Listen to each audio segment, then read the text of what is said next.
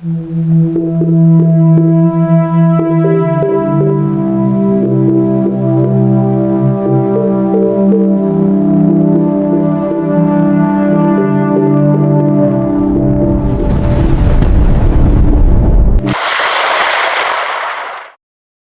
araw po sa inyong lahat. Naghandog tayo ng pinakabagong ulat tungkol sa kalagayan ng panahon para sa araw ng Martes ika-6 ng Enero taong 2026. Upang tiyakin na kayo ay may sapat na kaalaman at paghahanda laban sa anumang posibleng banta ng mga sistema ng panahon. Sa kasalukuyan, aktibong minomonitor ng ating mga meteorologo ang dalawang low pressure area na matatagpuan sa labas ng ating bansa. Ang una ay nakaposisyon sa kanlurang bahagi ng Palawan, malayo sa hangganan ng Philippine Area of Responsibility. Sa kasalukuyan, mababa na ang tsansa nitong maging ganap na bagyo sa loob ng susunod na 24 na oras at hindi ito nagdudulot ng direktang epekto sa ating bansa. Gayunpaman, ang kanyang trough extension ay nagdudulot ng maulap na kalangitan at paminsan-minsang pag-ulan sa ilang bahagi ng Palawan. Dahil dito, lubos nating hinihikayat ang ating mga kababayan sa nasabing lugar na maghanda para sa biglaang buhos ng ulan na maaaring magdulot ng pagbaha sa mga mababang lugar at pagguho ng lupa sa mga mabundok na bahagi. Mahalagang manatiling alerto at magkaroon ng sapat na paghahanda para maiwasan ang anumang pinsala. Batay sa Tropical Cyclone Threat Potential na inilathala ng PAGASA para sa buwan ng Enero, inaasahan nating makakaranas ng masamang panahon o pagbuo ng isang low pressure area sa kanlurang bahagi ng Palawan sa unang linggo ng buwan. Sa pagdating ng ikalawang linggo, maaaring mabuo ang isang bagong bagyo sa silangang bahagi ng Mindanao. Sa ating pinakabagong pagsubaybay, nakita natin na may bagong low pressure area na nabuo sa silangang bahagi ng Mindanao na bahagyang nakapasok na sa loob ng PAR. Ito ay may potensyal na maging bagyo, kaya naman kasama ito sa dalawang low pressure area na ating patuloy na sinusubaybayan. Batay sa climatological na landas ng mga bagyo noong buwan ng Enero, maaari itong lumapit sa silangang bahagi ng Visayas, na maaaring magdulot ng paglapag sa lupa o naman ay lumihis at lumayo sa ating bansa. Sa makatuwid, hinihikayat nating lahat na manatiling alerto at laging naka-update sa ating mga pinakabagong ulat para sa anumang pagbabago sa kalagayan ng panahon. Bukod pa sa dalawang low pressure area na ating minomonitor, patuloy pa ring nakakaapekto ang tatlong iba pang sistema ng panahon sa ating bansa. Ang pinagsamang epekto ng mga sistemang ito ay nagdudulot ng panganib ng pagbaha at pagguho ng lupa, kaya naman lubos nating hinihikayat ang ating mga kababayan na maghanda. May mataas na babala tayo sa malakas na pag-ulan para sa mga lugar na Camarines Norte, Camarines Sur, Catanduanes, Albay, at Sorsogon, kung saan inaasahang makakakuha ng 50 hanggang 100 mm ngayong araw. Mahalagang sumunod sa mga babala ng inyong lokal na pamahalaan at magkaroon ng sapat na paghahanda para maiwasan ang anumang pinsala. Para sa mas detalyadong impormasyon tungkol sa kalagayan ng panahon ngayong araw, mangyaring makinig sa ulat ng ating kasamahan na nagbibigay ng tumpak at napapanahong impormasyon. Laging tandaan na ang kaligtasan ay ang pinakamahalaga, kaya manatiling alerto at maghanda. Maraming salamat sa inyong oras at pagpapahalaga sa ating ulat panahon. Ingat po kayong lahat, mga kababayan. Narito ang ating pinakahuling satellite image kung saan may minomonitor tayong low pressure area sa labas ng ating Philippine Area of Responsibility. Kanina alas 3 na. Ito ay huling namataan sa layong 625 kilometers south-southwest ng Kalayaan Islands. Itong low pressure area na ito nananatiling baba ng tsansa na maging isang ganap na bagyo at mababa rin ang tsansa na pumasok ng ating Philippine Area of Responsibility. Gayunpaman, itong low pressure area rin na ito ay wala namang direktang epekto sa kahit na anong bahagi ng ating bansa.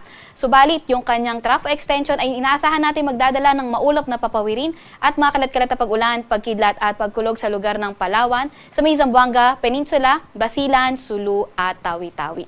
Samantalang shear line naman yung salubungan ng hangin galing northeast at east, ito yung inaasahan natin na makakaapekto sa silangang bahagi ng Southern Luzon. Asahan nga rin natin yung maulap na papawirin, mga kalat-kalat na pag-ulan at mga pulupulong kidlat at pagkulog sa Bicol Region, pati na rin sa may Quezon, sa may Oriental Mindoro, Marinduque, Romblon, Antique, Aklan, Capiz, Iloilo, pati na rin sa may Northern Samar.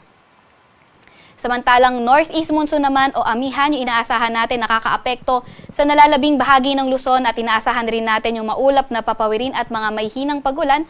Yan ay sa lugar ng Cordillera Administrative Region, Cagayan Valley at Aurora.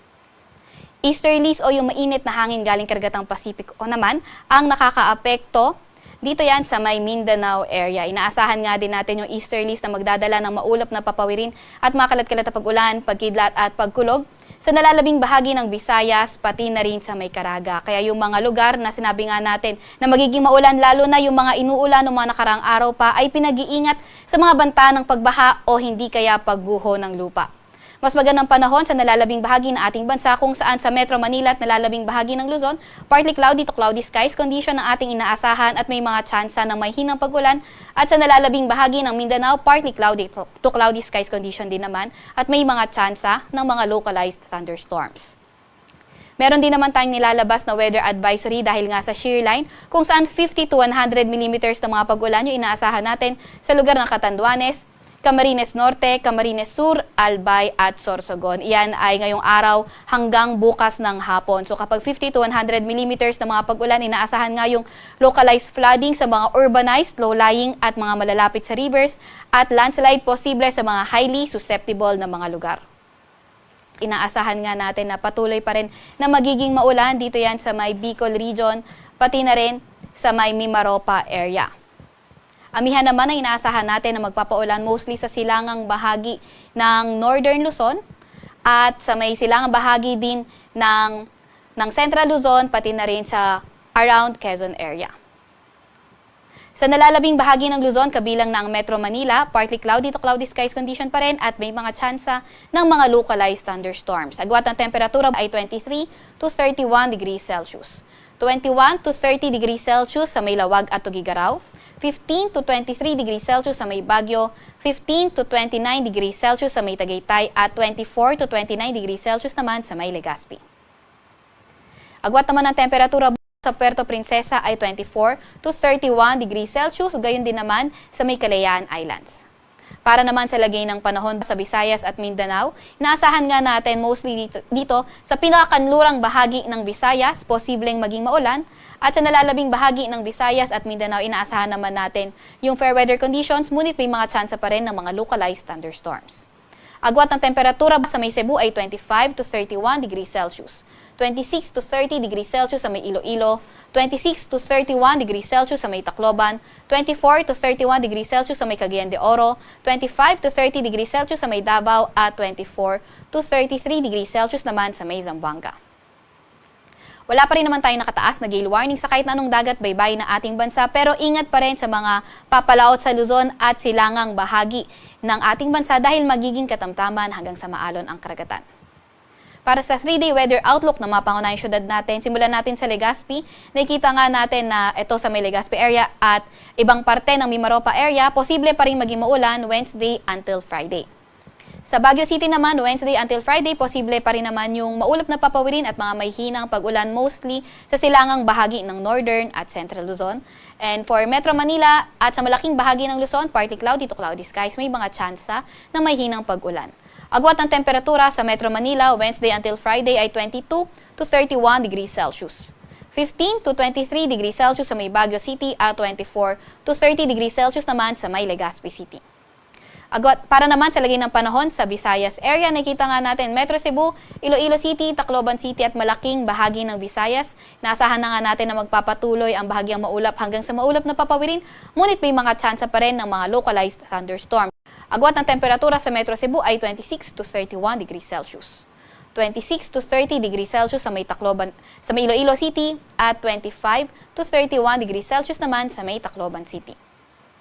Para naman sa mga pangunahing syudad ng Mindanao area, katulad nga sa may Visayas area, partly cloudy to cloudy skies condition pa rin tayo, ngunit may mga tsansa pa rin ng mga localized thunderstorms.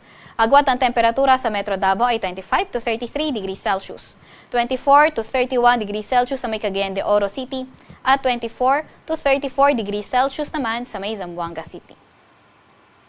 Sa Kalakhang, Maynila, ang araw ay inaasahang lulubog ng 5:40 ng hapon at sisikat ng 6:23 ng umaga.